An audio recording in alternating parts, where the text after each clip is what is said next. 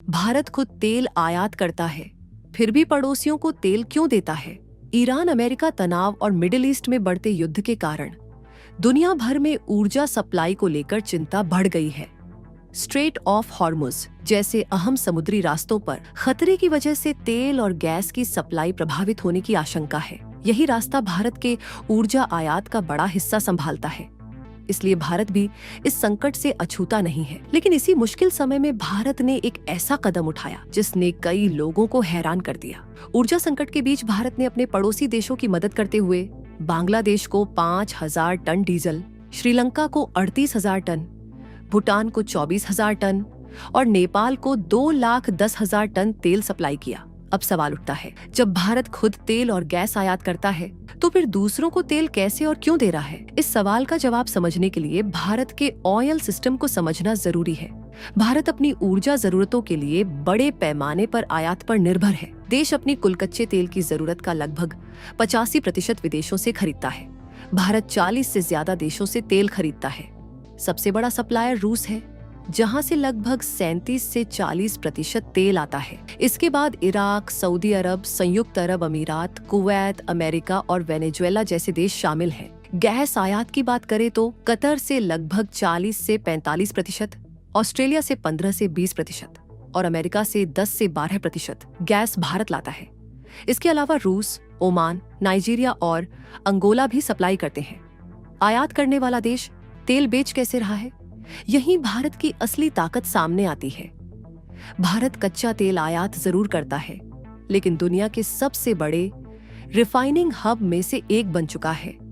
देश में आधुनिक रिफाइनरी नेटवर्क कच्चे तेल को पेट्रोल, डीजल और अन्य पेट्रोलियम उत्पादों में बदल देता है।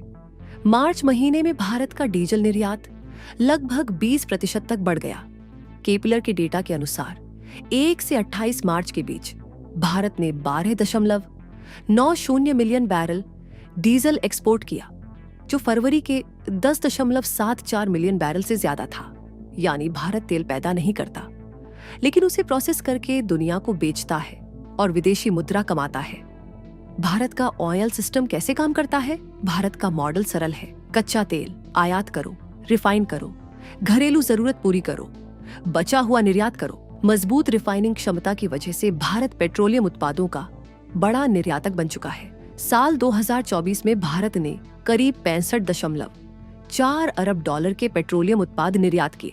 भारत नीदरलैंड्स, संयुक्त अरब अमीरात, सिंगापुर समेत कई देशों को पेट्रोल और डीजल सप्लाई करता है। क्या भारत में तेल की कमी है? फिलहाल स्थिति नियंत्रण में है। भारत के पास रणनीतिक पेट्रोलियम भंडार मौजूद है और कुल मिलाकर लगभग 74 दिनों की तेल जरूरत के बराबर स्टॉक उपलब्ध है। यानी अल्पकाल में देश को ऊर्जा संकट का खतरा नहीं है। घरेलू सप्लाई सुरक्षित रखने के लिए सरकार ने डीजल निर्यात पर 21.5 रुपये प्रति लीटर का निर्यात शुल्क भी लगाया है, ताकि जरूरत पड़ने पर देश के अंदर पर्याप्त ईंधन उपलब्ध रहे। आखिर भारत पड़ोसियों की मदद क्यों कर रहा है? इसके पीछे 3 बड़े कारण हैं। 1. क्षेत्रीय स्थिरता। पड़ोसी देशों की अर्थव्यवस्था स्थिर रहने से भारत की सुरक्षा और व्यापार दोनों मजबूत होते हैं। 2. ऊर्जा कूटनीति। संकट के समय मदद करना भारत की वैश्विक छवि को मजबूत करता है। 3. रिफाइनिंग क्षमता। भारत के पास इतना प्रोसेस्ड फ्यूल है कि वह घरेलू जरूरत और निर्यात दोनों संभाल सकता है।